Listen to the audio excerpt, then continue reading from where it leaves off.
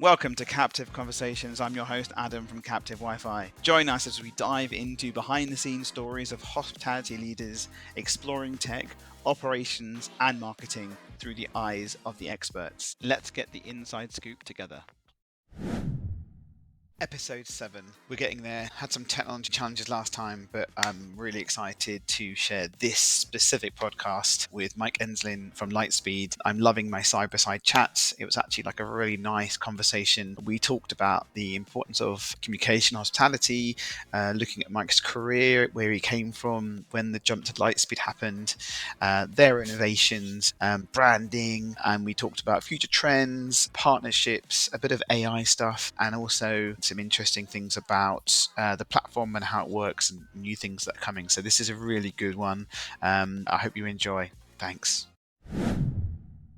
Hello everyone. If you are watching, give us a virtual wave to people who aren't watching, because I keep forgetting that people don't have time to watch the video and so on. So hello everyone. This is episode 7, hopefully, if this all works, because we broke yesterday, but the audio works fine. I have a pleasure to introduce Mike Enslin, or Michael Enslin, who's officially on all your socials, well, not social, but LinkedIn. Full name. It's always full name. From Lightspeed, and the title's changed now. It was Romeo, but is it something different now? No. Romeo still remains. It's just they've added an extra couple of bolt-ons for you. They've added a director. Oh, okay. Which nice. It's like a self-plug, but yeah. Nice. Okay. Yeah. From Lightspeed, all the Series Easies. Yeah. Because there's quite a few now. There is, but we have 2 main products: restaurant and retail. Yeah. Our main 2. Yes, there are multiple series, but we are fast approaching. I do like the retail side. Yeah. It is pretty slick. Yeah. Nomo, who were a Great Portland Street, they had I've only ever seen it there, to be fair. Yeah. And the whole experience was nice. Anyway, I usually do a little bit of I'll do this actually. Let's do a welcome. So you get a little bit of a clap, but we do a little bit of the intro. We're at an age where we can do some old school dancing. So I'm going to press the little button to do the intro music. We'll have a little bop along. Okay. If people see the video, they can have a little laugh. A little dance. So this is part of the intro. So 1, 2, I love this. 3, 4. Okay, that's all you get. Oh. It's a regular I was just thing. warming up. I know, right? Well, I get you do the break dancing afterwards. Cool. Again. So, but yeah, okay. So, thank you for coming. I can come to my office. Everyone sees this area. Thank you. No, it was nice of you to come. We've known each other for a little while, which is nice, and we've done some stuff with Lightspeed, which is pretty cool. And we've chatted, but we've not done this yet. And this is, I'm quite interested in this, because you've got an interesting history, and we did a little deep dive. So we'll talk about that in a bit. But to start with, we have the questions from the last guest, and that is from Jonah from Blend. So his Jonah. question was, question 1, what is the most essential skill that needs better training in the hospitality sector? That one feels a little loaded from you, Jonah, but Yeah. thanks. For me, communication. Yeah. It's the most critical. Anything can go wrong, anything can go right if that communication is not clear and you're not training your staff to do that, whether it's front of house, back of house, how you're communicating with your team. For me, communication is that skill that I think has been ignored in hospitality for a while. In fact, most businesses. Yeah. If we can do this really well, the rest is solvable. Do you think it's interesting though? Because I've said this to a few people. If you've worked in hospitality or you've had face-to-face contact with people, the way that you communicate with the customer is different, and it helps you communicate. But so for me, I used to events, left events to do this, and I spoke to loads of different people, and helps with the banter and the communication. Like when you can stick Mike in a room and he can speak to anyone better than me. I can speak to anyone, but for a very long time.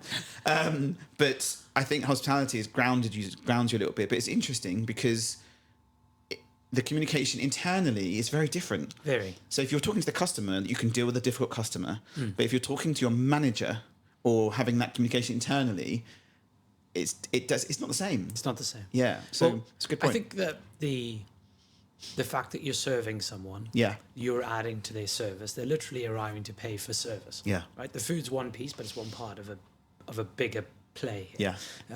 They want an experience. You are part of that experience, and so therefore there are boundaries you won't cross. Yeah. Right? Or you start to push a little bit. I think that that's the piece that's missing, that ability to challenge people to start to be themselves at the table. Yeah. I want to connect with someone. Yeah, and I yeah. know it's different. Some people don't want that. But in venues where experience matters, I want to connect with somebody. Is it Karen's Diner Yeah. that does the, basically swear at you? That's an example where people do want that. Yeah. They go seeking for it. Yeah. So empowering your team to be Yeah. able to do that is critical. Then on the other side, behind the scenes, I think creating an environment where they're comfortable with being open and honest and still arriving with a great attitude and being accountable to the things that you hold them to. But at least if they can be open and honest and say, look, this is where I'm struggling, I need some help, which I don't think happens very often. No, not here. Maybe in America, but not very much here. I think that's a good one. Very good point. I agree, actually. I think if there was more communication, there'd be less challenges and issues. On the IT side, we often get an operations manager coming in and going, no, nothing is working. And we spoke to the GM like 3 weeks ago to talk about everything. And so that communication piece, and it comes into change management and project management and everything else, I guess. Two-way street, right? So most people in hospitality are not techie, for lack of a better word. But we're also not brilliant at understanding how a restaurant operates. So it's about meeting halfway. We need to go and learn more about what it looks like on that side. Yeah. It fits both ways. I think Jonah's, just to give him a plug here, has got an incredible product that helps on this. We talked about potentially having, if one client creates training for Lightspeed and it's generic training, then he's allowed the customer to share it into the knowledge base. Yeah. So which basically means you just pick it out, or alternative, you could create that training, upload it to their platforms. Any customers you get, rather than looking at the YouTube videos, from support which challenges there are. I'm not going to plug Jane. I'm not going to plug you anymore. That's it. We're done. We're done. Okay. Well, I guess that helps the communication. Yeah, it does. You're right. And we can go down a rabbit hole, but we're not going to go down a rabbit hole because this is a conversation we can go on. I could go on for ages. Second question from Jonah was, I love this. If an actor was to play you in a biopic, who would it be and why? He said to me that it would be Vin Diesel, and I'm like, no. That's too, I like that for you. Thanks. Okay, so I'll accept that. Yeah. What about you? The story. He gets me. What's his name? So one of my favorite directors is Guy Ritchie. Yeah. So that his whole pub's just there. Yeah. So and he lives on this square actually. Apparently. Does he? Yeah, he lives on Fitzroy Square. Oh. Yeah. I've never seen him, but his pub is awesome. Okay. You need to go in and convert them to Lightspeed. So one of the actors in many of his films is Gerald Butler. Yes. So he's quite down to earth. I quite like the way that he handles himself. Two, he's way better looking than me. He's buffed as well. It's nice. Yeah. If that's how people saw me, it would be fantastic. Done. Okay, the story. Starring. Okay, so we're going to touch base on the route in, how it all started, where it started, from the beginning, which I love this piece. So people get to know a bit more about you.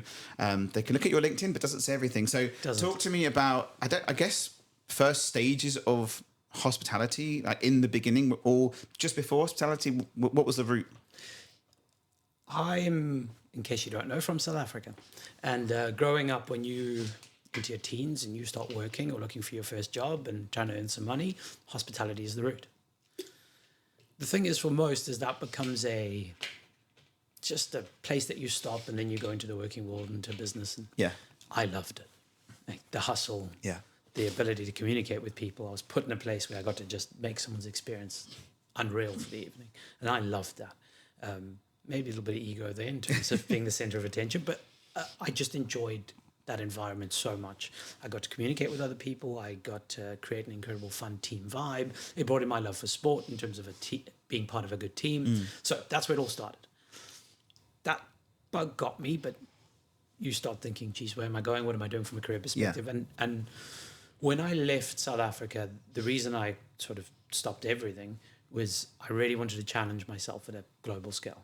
I think in South Africa it's quite small in terms of everyone knows each other. And South Africa's pretty big. It's a big place. place. But you're talking about in the business world or in the tech world. And what ends up happening is, if you want to challenge yourself, the ceiling is not as high as it is if you come to London, right? Yeah. That's not it's just the reality of big markets. So arriving in London, I first actually came across playing cricket. Okay. So not very good, very amateur, but that allowed me to, for 6 months, interview, meet businesses. Yeah. And I was really fortunate to actually connect with Josh Smith. Yes. Okay. So Josh and I, weirdly, many years before, played cricket together. He's much better. It's being recorded. I'll cut it out, don't worry. Thanks. But Josh said to me, look, I've started at this business. I know what your background looks like from a sales perspective and a team perspective, and I think that there's something here, you should come and chat. And I met Robbie Francis. Yeah. And the three of us got in a room, and the synergy was pretty good. And from there, that was my first entry into the tech space in hospitality in the UK. But before that, I'd already been playing with, I love tech. I'm a bit of a geek when it comes to this kind of stuff. I was marveling at you playing with all the buttons and going, I want one. I love this stuff. I will get a Whoop. I will have an Apple Watch. I will do all the things. Do you have a Whoop? I did. Oh, and then? Because I've got an Apple Watch, and I was thinking about getting the Whoop, but it's just too much. That's why. Yeah. The reality is, it's really also, I'm also not an athlete. Yeah. And the reality is, what they give you is unreal data that I don't need. The stuff. He's just saved me 400 quid on buying a Whoop, thanks. Yeah. So I love tech. I love that side of it. I was chatting to Adrian on your team and just geeking out on Unify and all of the sides that comes with. I won't go down that rabbit hole. But so tech, hospitality, two loves I've always had. Then working in a team environment. All these things I start to bring together, I found in my first role here, which was ePossibility. Yeah. And our whole goal was to go out and bring the best possible ecosystem to hospitality venues.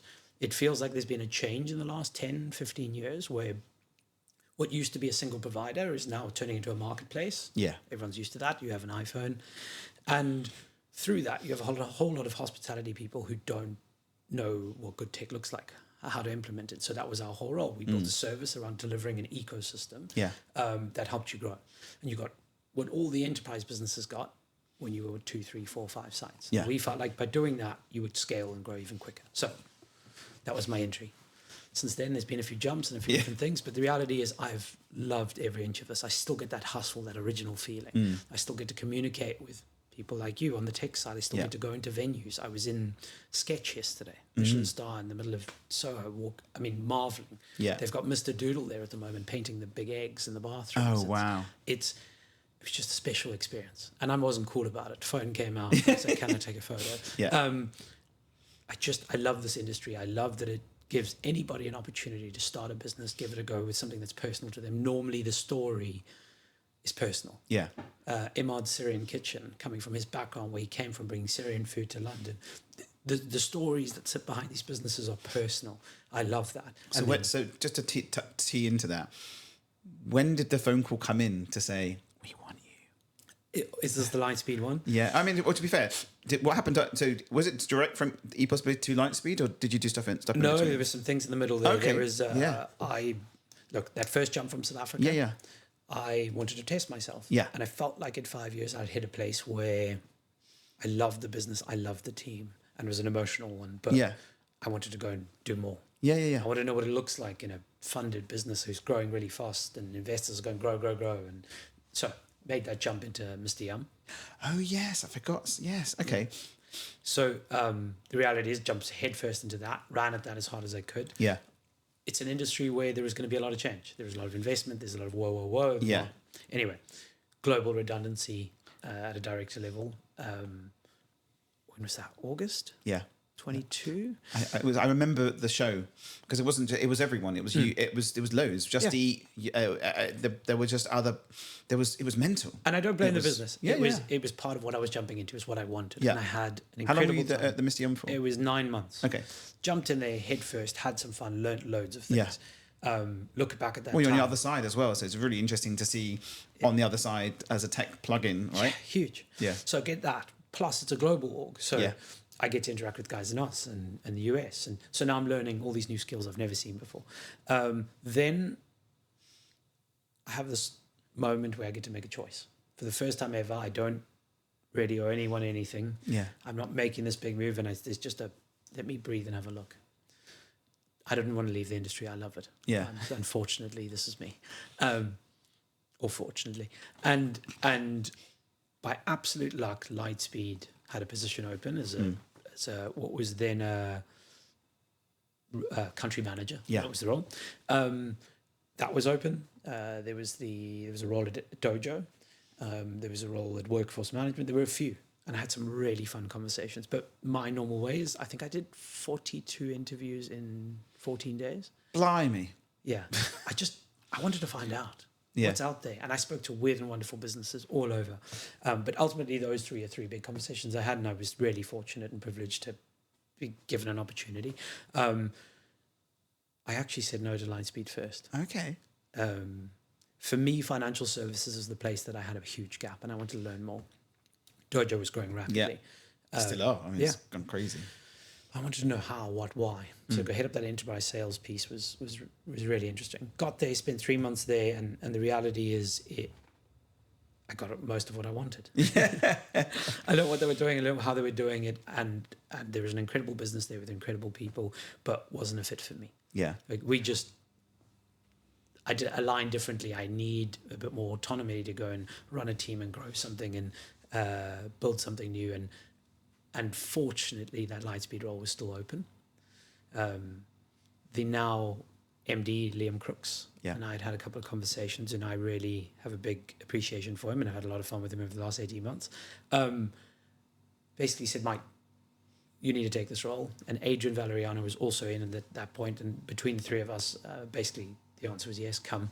Yeah. The role's still open, and I jumped in head first. And So no next interview again because you'd already done it all, right? yeah. I walked into a room and said, hey, is it still going? And they said, yes. I said, I'm in. Nice. And we shook hands, and that was done. And 2 weeks later, I was at work. And that was the different title at that point, right? I was a country manager then. Yeah. Reality is, from a role perspective, not much has changed. Yeah. But I think not control, but as in remit. Autonomy, remit, as autonomy, or more positive change has happened. Agreed. I think Lightspeed's taken an approach of each one of the markets in Europe are so different. Yeah. There are some incredible leaders. I mean it. I think we spoke about this, or if you've met any in the French region, we've got Laura Stagno. She's just exceptional. Mean in the Benelux region. Just hospitality. Yeah. I met the guys from Italy. Yes. No Rival. Yes. Oh my God, awesome guy. Distributed. How clever. The whole like how they started, because the challenge you have is we'll talk to this in a bit, but there are some areas you can't get into, or you can, like so David in Malta, exactly. And you've got Italy, and you've got in Morocco, Marcus Solutions, that's one in Spain. Sorry, and then we've got them all over. Yeah, so it's really interesting because e-possibility was that originally here, but there's Tableau POS in South Africa. Yeah. I spoke to them the other day actually. They're doing really well, so very interesting. So that's the model, but then from a Lightspeed perspective, there's 4 of me in Europe, and these are incredible human beings. So the market is so different in each one of these little verticals, and the challenge is unreal. And I think Lightspeed recognized that we need an expert in that region who wakes up every morning going, this is the thing I want to grow. This is the space I want to lean into, and that's our roles. So whilst I was a country manager, and it's evolved a little bit now, how I wake up and the things I'm thinking about is not go to market. It's also our customer experience. It's also our support teams. I want that whole thing to be slick. I want our customers to have an incredible experience. That's where it all stems from first time we hear from them all the way to ongoing, really matters to me. I think you mentioned this the other day.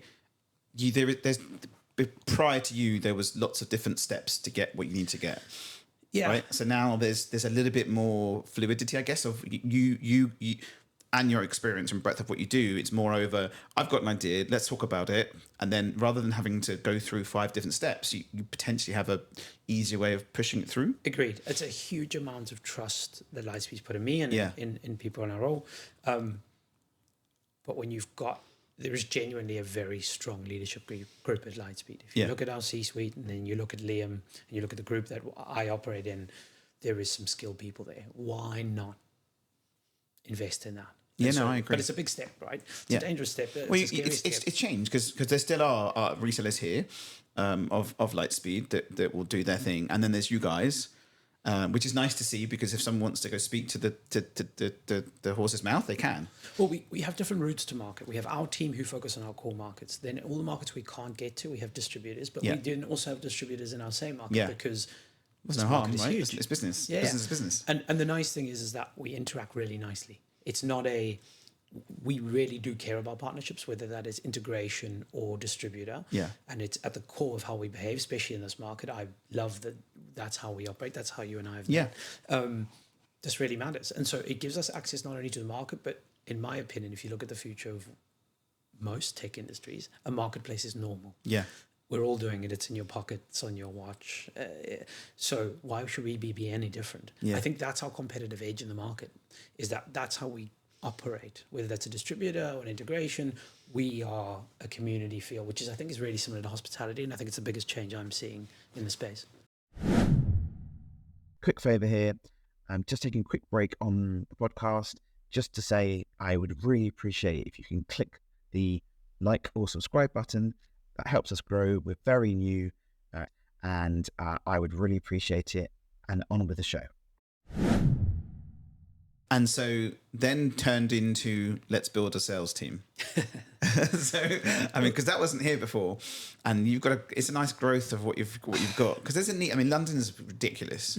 Obviously, and you're going out slightly outside too, and have others. But what was that like? Yeah, that's a challenge on its own. I mean, you've got to find people that obviously the right people. I mean, you've got a really nice team. I've met them. Thank you. But it's hard. It is, but what you just said is the most critical thing. Whether it's sales, or whether it's launch, or no matter the team, it's the people. Yeah. And so finding the right people is a tricky art. Yeah, it very takes much a so. long time. But if you can Especially start in tech. Yeah, agreed. But if you can start to knit that together and find people who show up and feel about this industry the way that I do, it solves itself. Yeah. Like the rest is easy because then it isn't a sell. You are meeting customers you care for, you want to support, they feel that. Yeah. It stops being Lightspeed only and it becomes Adam and Lightspeed. Yeah. Right? I'm speaking to Adam, he's at Lightspeed, I trust the two of them. And It's about building that relationship, right? I think that's what we've been trying to build in the UK market, and I know we're trying to build across the globe, but we've had a huge investment in a big team. Yeah. We have an incredible inbound engine at Lightspeed where we grab a lot of customers who are looking for us. We're really fortunate in that way. But now we've also built the second arm to our business. Yeah, which is awesome. Which is sticking people out in London, going out, finding more business, visibility. connecting. The funny thing is that in the past, people who have had the product know about it. And Chris has said this before, Fletcher, that I think 85% of tech is recommended. So that obviously helps. But there's quite a lack of visibility from different platforms that are out there. For you walk in and you see that the ecosystem working perfectly. You know, they've got iPads, they've got credit card machines, and no one really sees what it is. They just think, oh, that's pretty cool. Yeah. Or a restaurateur will go in and go, oh, that's really cool, and then may ask about it. I think the Square, this is ages ago when they came to Square for restaurants, right? And they threw a wad of people. Now there's no one, but they threw a wad of people in and walked around town with their t-shirts on and everything else. It's the other side of it. It's like the piece that you don't see is we've got this incredible Slack channel. Yeah. And this team is out in the streets and they're meeting customers, potential new customers, but they're also going to our customers. Yeah, which I think is really important because I don't think anyone else is doing that at the moment. And our customers, where we have huge density in London and across Europe, saying small things. Oh, this one printer doesn't do this, and they're solving problems, or at least they're highlighting it to the team so we can solve that piece where you can connect with people is huge. It's the one piece. I think that's the piece you were talking about before with communication, right? And that Slack channel is pretty cool. So, yeah, if you've got a guy that pops out, they can reach out to support. When we've got challenges with shared customers that we have, we do the same. So in the channel, hits it out. Shout out to Sarah Riches, everyone. I will get her on here eventually if she's like a bit shy. But that's the people, right? Yeah, you're right. I agree. People. If I get the right people, we're good. Thank you. That's right. So if you think about this team who's out there at the moment, I didn't have to sit in a room and say, hey, I need you to go do X. They went, we should go check in on our customers, right? Yeah. If I want to meet Adam who works next door, well, when I go and speak to Mike, who's one of our customers who loves us, he knows Adam. That's how hospitality is. It's connected. That's why it's referrals. So one, there's that angle, but two, we get to help and solve problems and help our customers. It's a two-way piece that we just couldn't ignore. No, I agree. And so HQ's in Amsterdam. Where are they? Where's head for European? Europe? Yeah, for Europe. It's in London Bridge. So what's the team in? Is it Amsterdam? Yeah, we've got a team in Amsterdam. Well, we've got a couple of head offices across Europe, and I'm going to miss one. I'm sorry, but core markets. in Paris. Yeah. Laura runs a team there in that region. In Sinan runs our DACH region out of Berlin. Yeah. And then Emin, who operates in Belgium, Yeah. runs the Benelux, which is Netherlands and Belgium. Nice. And are they all adopting the same thing, or are they seeing what you're doing and going, oh, hold on?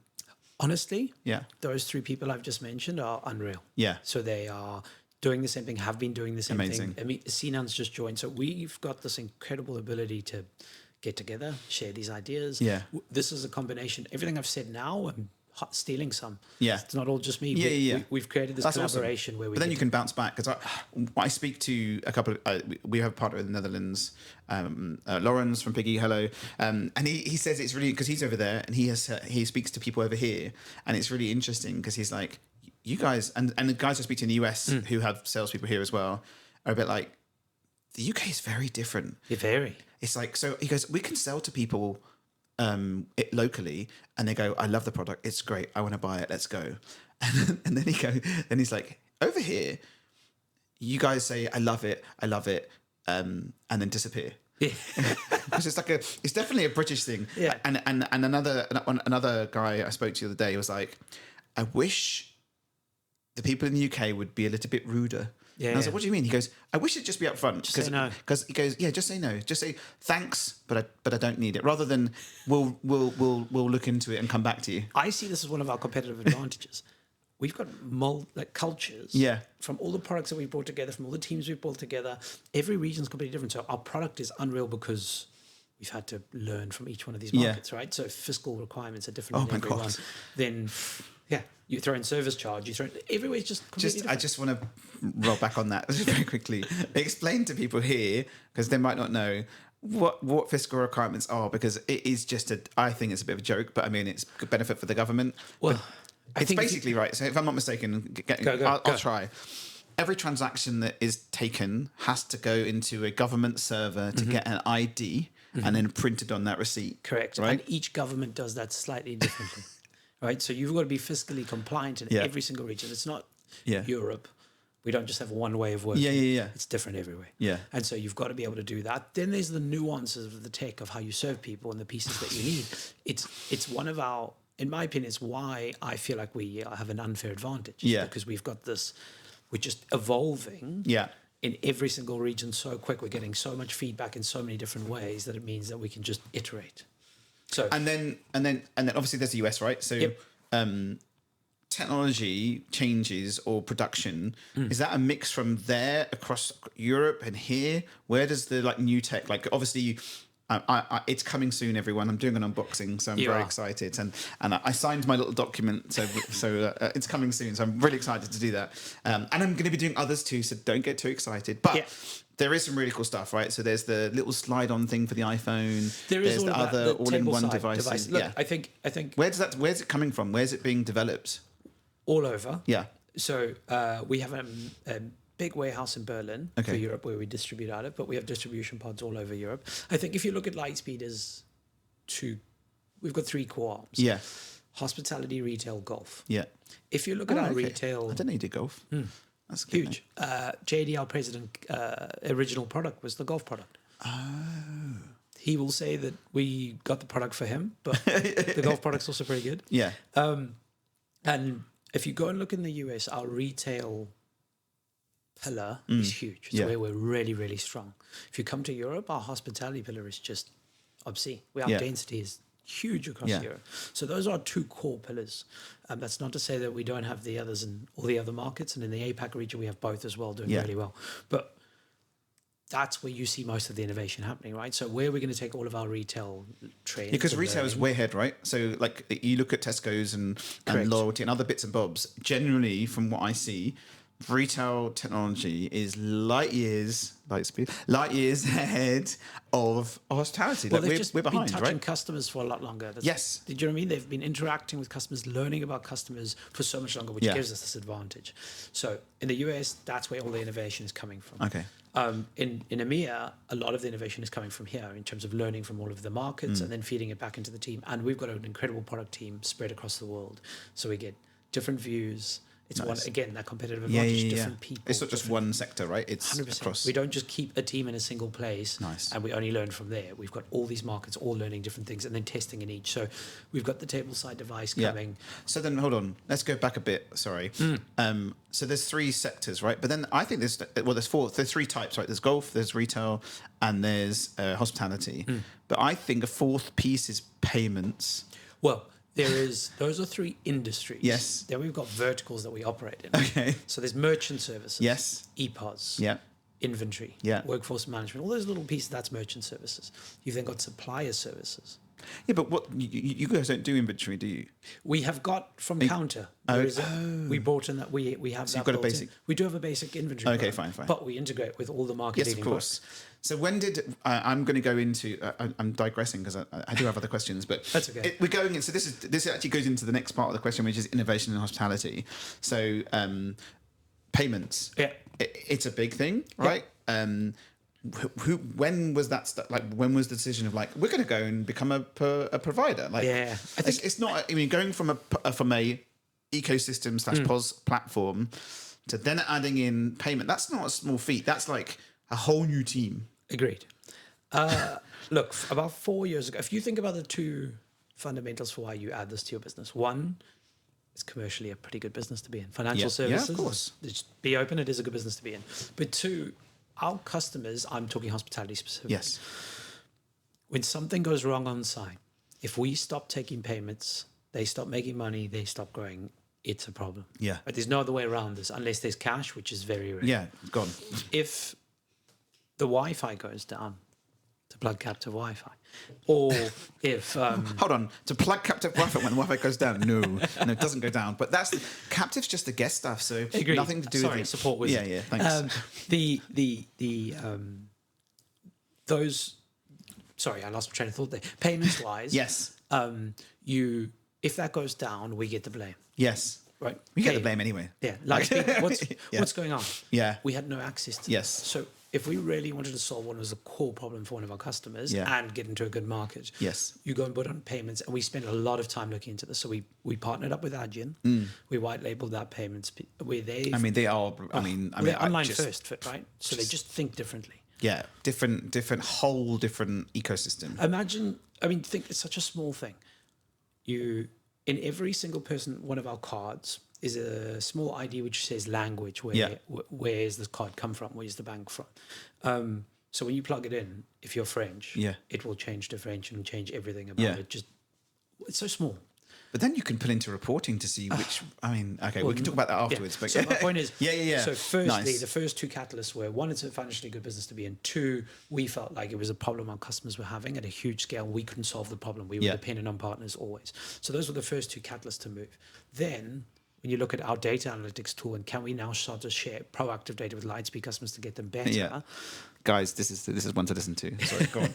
This is the piece I really like with what you're going to be doing eventually. We're already doing. So we anonymize payments data. Yes. So what we do is code 1234 comes in. So that's a token, right? Yeah, that token comes in. Now I can tell you everything about that token. And later on, we can start to get a full circle on that token. Captive Wi-Fi. Yeah. We now loyalty, get, CRM, everything, right? We then learn it's Mike. But until then, we just know it's code 1234. Yeah. And if you're in hospitality, talking back up that retail learning piece for us, you want to know more and more about your customers. You want to learn what patterns you have of what customers are coming through, which items. So, small one, I've told you about the magic menu quadrant, where you have top selling items and low selling items. Yeah. Most of your top selling items you think are just great. The reality is someone may have ordered that one because it sounded great, it looked great, there was a good partnership, but it didn't taste very good. Nobody came back and had it again. Yeah. How do you know that? So you just keep plugging it. You keep it at the top. Now I can tell you if someone ordered it, did they come back and order it again? Oh, okay. Nice. So it's new customers versus repeating customers. Then I can tell you if they ordered this item, did they come back again just to order something else? So I can start to share so much information about the power of your products and the things that you're doing. All the time you're investing in your products. Is it actually working? I can share that kind of information. That's just scratching the surface. Yeah. So I think we talked about this a little while ago. there will be a way, because like, other platforms have the opportunity on the machine to say sign to loyalty, type in mobile, and so on. That's coming. Absolutely. I think it's a natural progression for us of how we go forward. Because I think once you've done that, if you can, because the challenge has always been, even with other payment providers out there who do what they do, they've always struggled to link that person to a person. They know, as you said, if it's a good provider on a good platform, they're able to break down that.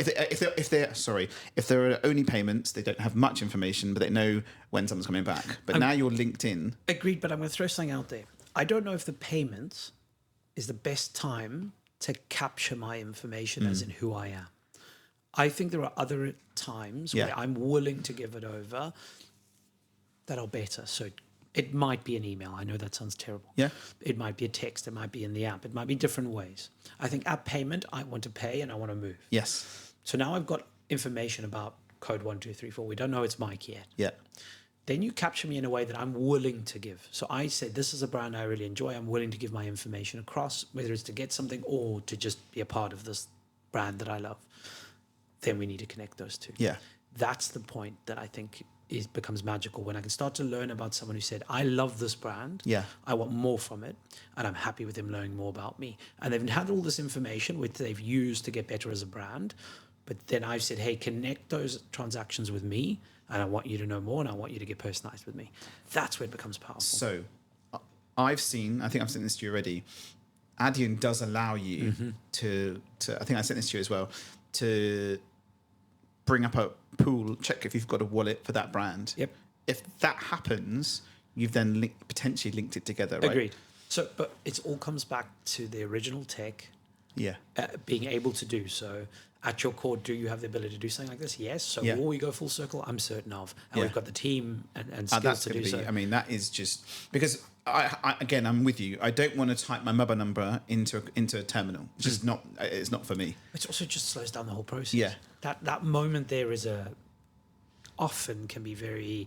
But then the challenge you have is that people won't put their details in, so they might get loyalty to their text message, but you still don't know. You can't really market to them properly because you don't know segmentation. You don't know who they are, what age range they are. But you could send them a text message. Customer experience. Yeah, it's the only thing that matters here. So everything that we do, you said earlier, some people walk into venues, they see all the tech, they think actually the best part is when they don't see it and it just operates and it just works. I will say, one of your guys said to me the other day, we were talking. I was telling him about. Captive, and we have an order button on. So some of our clients who have kiosks, and the kiosks are really busy. They have the customer Wi-Fi. We have a button that says order, and I think it was Tom, and he was like, "Are you telling me that we can get rid of all the kiosks and just have the Wi-Fi?" And I was like, "Yeah, because online ordering works, right?" Correct. So and now there's no investment in heavy hardware, right, which may disappear over time. If you ask me about where we're going, we've got a device in our hand already on our arm. Yeah, we can use. So I think that's coming to the forefront more and more, and so then making it frictionless. Frictionless, 100%. Right? I think I did a post a while ago when I spoke to Fuse Ignite, one of the guys at Fuse, and we were talking about frictionless loyalty. Yeah. So you walk in, plugging my thing there, Captive. You plug in, connect to the Wi-Fi, and we, as our platform, will make you a loyalty customer. Yep. And then obviously, if you do the wallet, for example, as well. So you download the wallet from our platform, go to make payment, and within 30 seconds, you've linked that card data to that person. So I think frictionless loyalty is a massive thing that needs to happen more. And everyone's struggling to do it. There's kiosk providers out there that do a very popular one that do it out there, and our customers who use them, not you guys, are killing themselves because they don't want to pay for really expensive loyalty. They don't want to have people typing codes into the kiosk, and they don't want QR codes. They just want people to come in and pay and go, like you said. Remember, to go back to COVID. Yeah. That was the catalyst for moving to a world where in hospitality, people were starting giving over their information more and more and more. Like it had happened in the past, but not you weren't identifying yourself. It's mental now. Right? I mean, so it's blown up. Yeah, people now don't care, and I think that's a generation shift as well. But imagine 10 years. So we're only talking about 3 years ago, 4 years ago. So you go 10 years from now, I Yeah. agree with you. So everyone's talking about loyalty right now. There's a lot of great partners out there. Lawrence and the Piggy team is an example of one. The 5 Loyalty team are another. Great. There are several platforms out there that can do this. But I think we're in that phase where we're learning, we're iterating, we're getting better. Like in hospitality, they're going through that retail moment. Yes. Where we now got access to the club customers. card moment. Yeah, exactly that. Yeah. The club card. It's the best loyalty platform that has been around for 20 years, and the amount of data points they have on you is ridiculous. Or was it Diners? The old one? There was a Diners card or a... Oh, I don't remember. I don't remember. You know who does it well? In my opinion. Go on. American Express. Yes. Very much so. You're talking about the Diners Club? Yeah. I had the Diners Club card years ago. That was before Amex. That was the thing. That was awesome. Yeah, and you had. I never rewards. used it. I just remember seeing my parents in a Diners card. I don't know what this thing was. I worked for Capgemini many years ago, and being part of that, but I worked on the help desk, and where I ran it, internal help desk, and being part of that team, I was able to have a reward.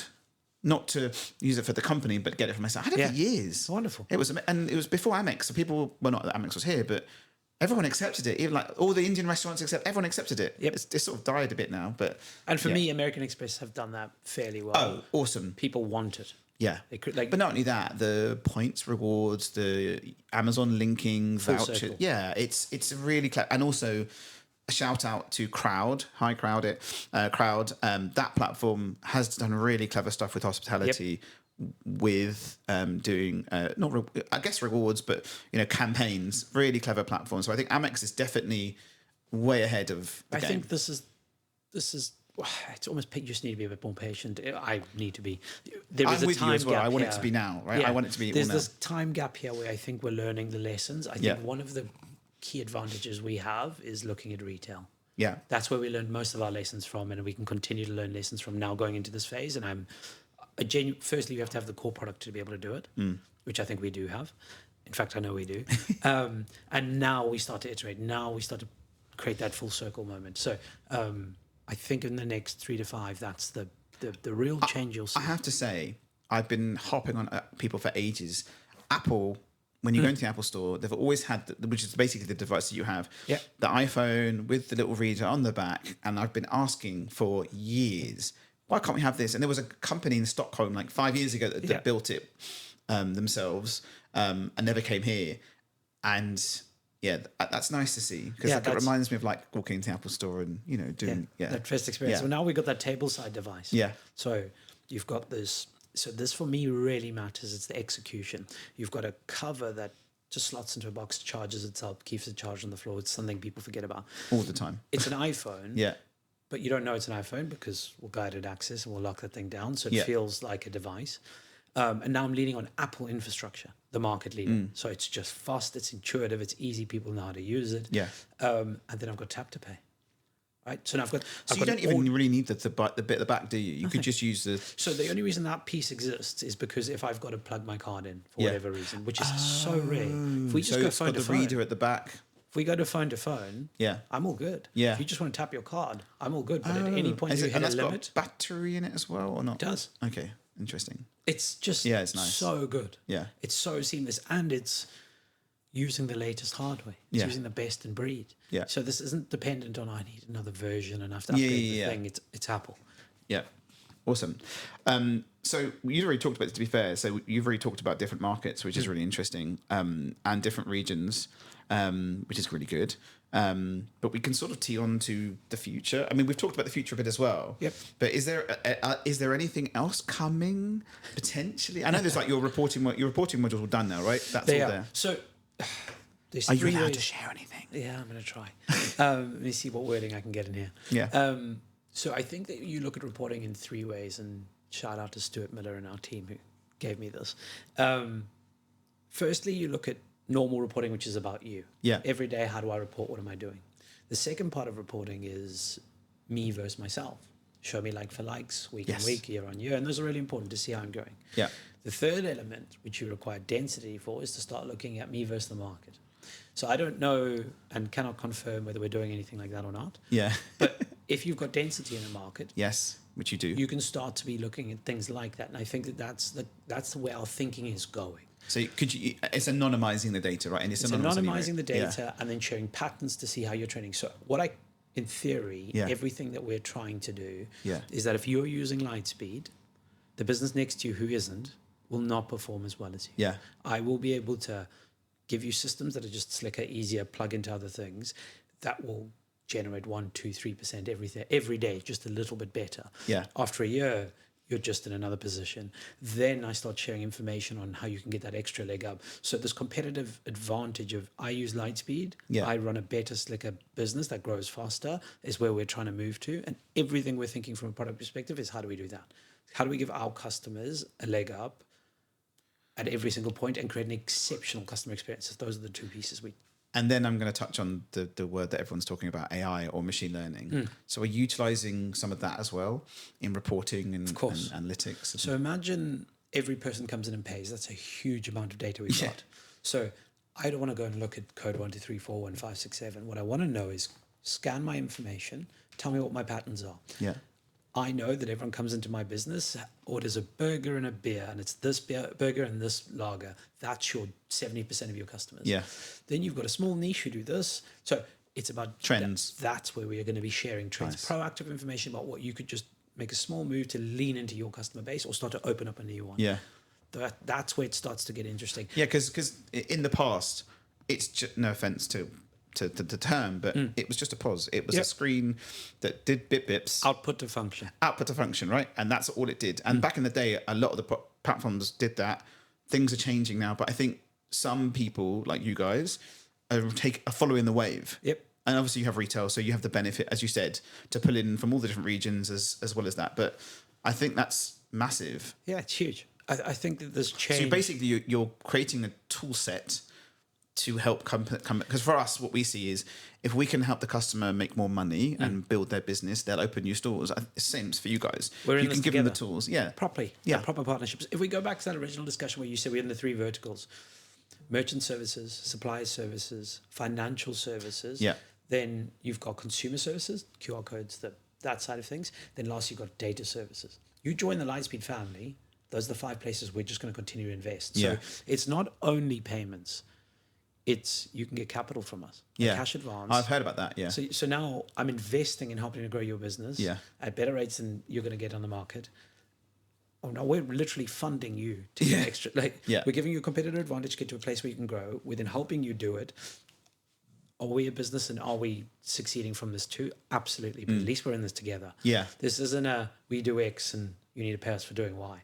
We just do everything we're delivering is to get your business growing, and we do that together. I know this is a big Lightspeed plug, but I'm so super is the passionate next about one this having business. a little Lightspeed incubator, so like Curb do. So you have a little team in your office, people coming in with ideas, and then off they go with Lightspeed funding. I'd love to. That would be awesome. There is something we are currently unpicking for maybe later this year, where exactly like that, and actually doing it at $7 Market. Oh, okay. Yeah. There we go. I mean, imagine a Dragon's Den. So on that note, funnily enough, Jonah yesterday said, and I said this to Chris's service event. I said to him, wouldn't it be cool if you get them to sign terms and conditions, obviously, but get them do a panel like a Dragon's Den, and have people going up pitching their ideas, absolutely, but this time for hospitality tech, not just brands. So you have hospitality leaders, tech leaders, all on the panel. Love that. And then, or you have hospitality brands, but like tech, for example, William Connors at Noble Group, or Sarah Pope at Big Table, all on a panel, and then operators as well as tech, and they go up and I've got this great idea. I want to do an app that does this, and it makes the industry better. And then you potentially either get funding from the brands, or they become your customer. Yep. And then you can get funding elsewhere. I love it. That's quite clever, isn't it? Yeah, but you got to want to. It's got to be at your core to operate that way. Oh yeah, of course. But so you're saying potentially using. So shout out to Seven Dials Market. If you haven't been to Seven Dials Market in Covent Garden, so good.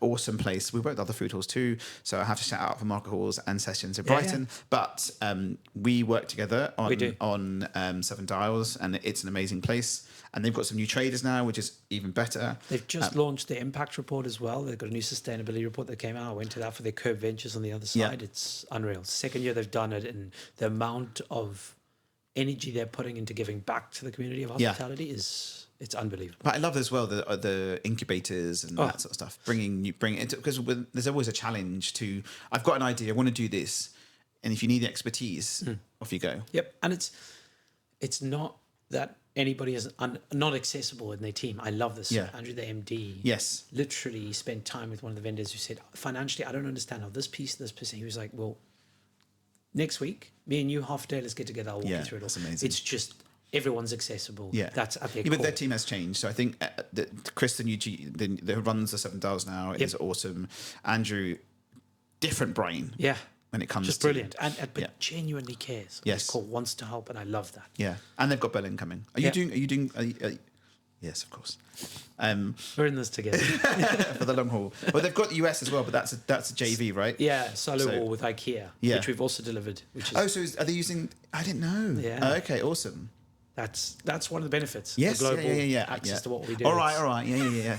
Drop it in. Okay. I guess we've sort of talked about this a little bit, but is there anything else for the future? Like, so I'm going to ask you some questions in a second, but sure.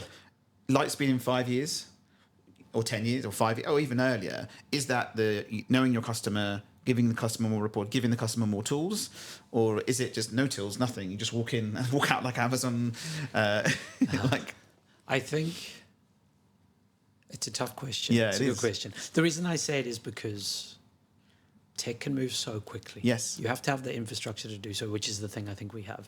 So I think we'll be able to evolve as the market does. I don't know where the market's going to go. Yeah. I do think for the first time in 10, 15 years, we are seeing a big shift to a marketplace.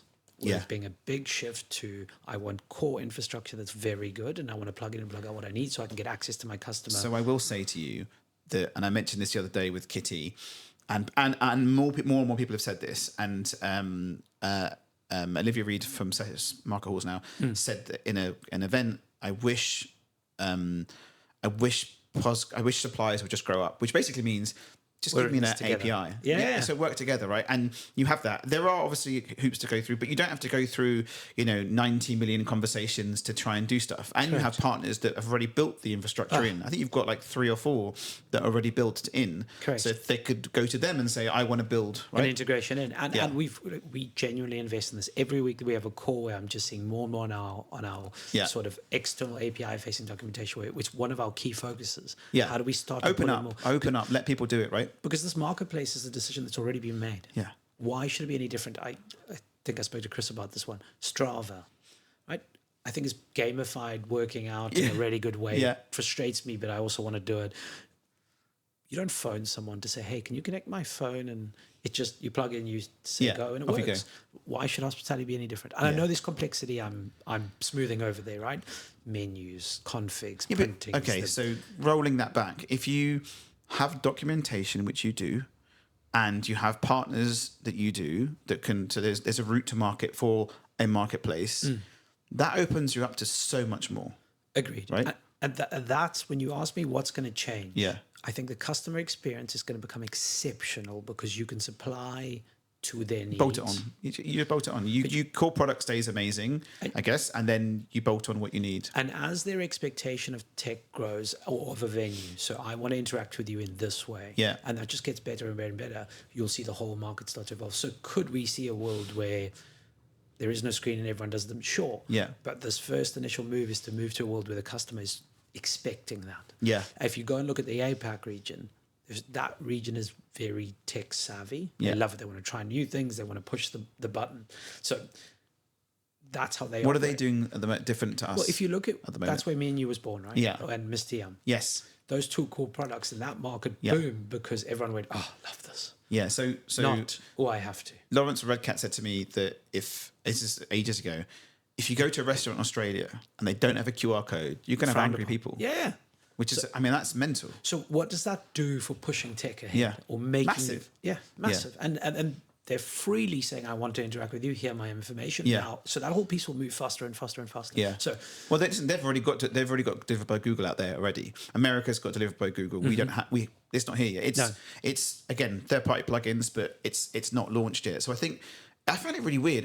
I think we're ahead of America. We are. In loads of ways. Payments is crazy over there, and then Australia's ahead of us. Yep. Which is which I find time. crazy. They get up early. But I think that's amazing. I think the tech over there is, you're right, they are more adoptive to take tech because it's already been done. Yeah. Like some of it to open the door. But I think it's at its core as well. If you look at, I don't know the market very well, and Yeah. I'm paraphrasing here, but I think the government in Australia invests in young startups. And Yeah. It's the way they operate. And so getting access to tech, you're certainly not going to be a 30-year-old right now going, oh, I'd love a big old Windows computer with a server. They don't even know what that means. Yeah. They're just used to phone and TikTok and this. And so that's what they're going to do. Yeah. They go look for that kind of tech. So they're investing in those businesses who are then investing in the new tech, and the whole flywheel starts to spin. We need to do more here. Yeah. Okay. So my questions at the beginning are now at the end. So Okay. and I forgot to do the two ones at the beginning. So we're going to do this one here. So let's start with. I'll go back to the first one, which is the foodie one. So best burger. And it could be anywhere. It doesn't matter. Yeah. It could be Steers if you want to know. Look, I was going to actually give you two. So there's the South African one. It's Steers. Yeah. Here, boring burger. So Okay. in Guildford, there's a chef, Jamie, worked at Claridge's, and I think he's got a Michelin background. And he's created a little small burger shop. Yeah. And it's called Boring Burger. And like attention to detail, taste, flavor, just Boring or bullring? boring. Boring as in boring. Yeah. And it's not. Yeah. Wow. Yeah. Like really, really good. Okay. What, big patty, small patty? Two, squash, delicious cheese, Nice. all of the things just so good. High quality produce. Okay. Made well. I'll put it in the show notes. Please. Yeah. Like, if you are listening to this, go to Instagram, go and have a look at Boring Burger, and you will come to Guildford. Okay, done. Best restaurant, which is a challenge because you have lots of restaurant clients. Yeah. But for you, for you as in, not as a client, but Can I do the double again? Yeah. Of course you can So do. there is a place called Risten Vrede in South Africa, and it's they've got it's called a winemaker's lunch. I'm quite a simple man. I like very just simple. This is a steak, chips, and a salad, and a glass of incredible wine on a wine farm for 15 quid. Oh, okay. Hello. Yeah. Yeah. So exceptional, and service is on point. Here, similar. Yeah. Hilltop Kitchen, Godalming. Yeah. There is a group of young chefs who started creating this small little coffee shop. I've gone for dinner there, and it's unbelievable. High quality produce, made really well. The service is exceptional. You love going. You leave going, I really enjoyed this. And where is it? Godalming Hilltop Kitchen or Hilltop Cafe. Yeah. You can even just go there in the mornings. This is strange. Get a lovely coffee. Yeah. And they've got this sausage roll, which I know is not normal for breakfast. Yeah. Wow. Like Well, for Brits, it generally, Greg's, sausage people like the sausage rolls for no, breakfast. they do. But Yeah, I yeah. mean, It's small, yeah. tasty thing. I don't know how they do it. Wow. So Okay. those two for me, I don't know, they are grand restaurants, right? I was in Sketch this week, and it's exceptional, and the list goes It's very on. Insta-worthy there. But I love, this is a bit out of the city. Yeah, this is experience as well, It's an though, right? experience. Yeah. And it just takes me to the core of the elements that I love of hospitality. Best hotel. That one I found really hard because I've always lived here, so not really used very many. And Mike works a lot, so he doesn't take holidays. No, I'm kidding. I don't. I do also, when I do go on holiday, I try to get off the beaten track. So I will be staying in an Airbnb. Yeah. My best mate does that the whole time. Yep. Loves it. So I spend a lot of time in that. And so for me, finding where I get to interact with the person that owns the place and the family. And so I spend a bit You're more all time. about the connection. So I find the hotel run really hard, I'll be honest. Yeah. When you visited that was quite experiential, like something you visited.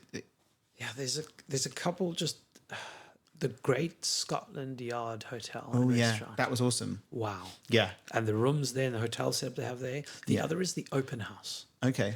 Have you seen what they No, do? I haven't seen the open So house. they've started this almost. It's a place that you can go. You've almost got a room there. When you work in the week, you live outside of London. You can come in.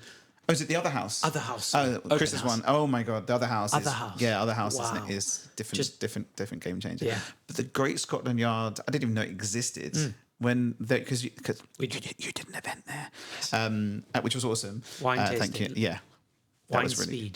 Yeah, with Hospitality Titans. it was. And how do you say their name?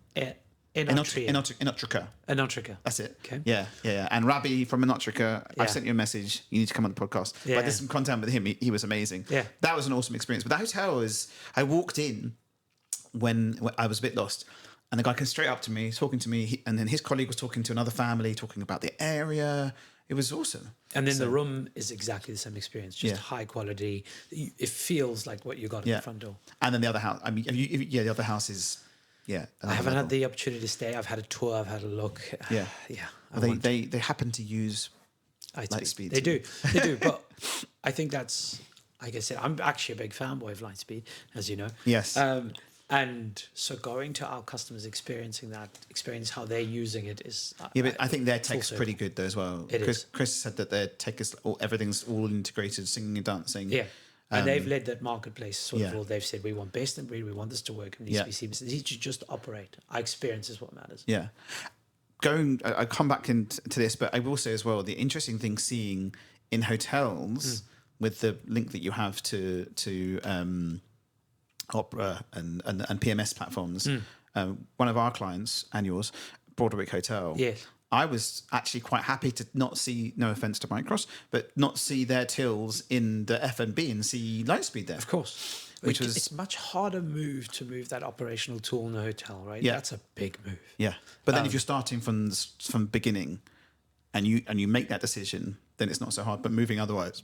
Agreed. And I think that for me is a really good example. I'm Yeah. sorry to give us another plug, but our infrastructure is so good that we can pull into an opera. Yeah. Right? That's ridiculous. It's massive. So that's super rare, but it means they can get the best experience on the hospitality side. Okay. So now we're going to do best hospitality experience. Could be anywhere and anything. Just something that you've already said that the some of the restaurants and stuff, but like something that blew you away. I'm sorry to make the move again. It's going to be someone and then something. So Okay, I had the fine. privilege of interacting with Russell Norman, who tragically passed away last year. He's a big name in the hospitality scene. And he had this ability to make you feel like the most important person in the room. Yeah. Like when I say service and hospitality, it was him. And I had genuinely the privilege of spending hours chatting to him about different things, whether it was his venues, his tech. I mean, Trattoria Bruto in London, his venue. You go there and you'll see.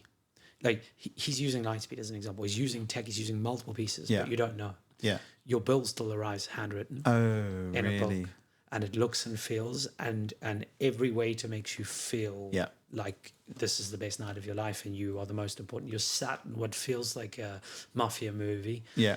And if he's there, wow. He just comes in and gives you this experience that you just can't get anywhere else. I don't know how else to. It's theatre. It's theatre. Yeah. It is. Yeah. And that. So there's a guy I work with. I'm going to wave to him, David Graham from Sound Division.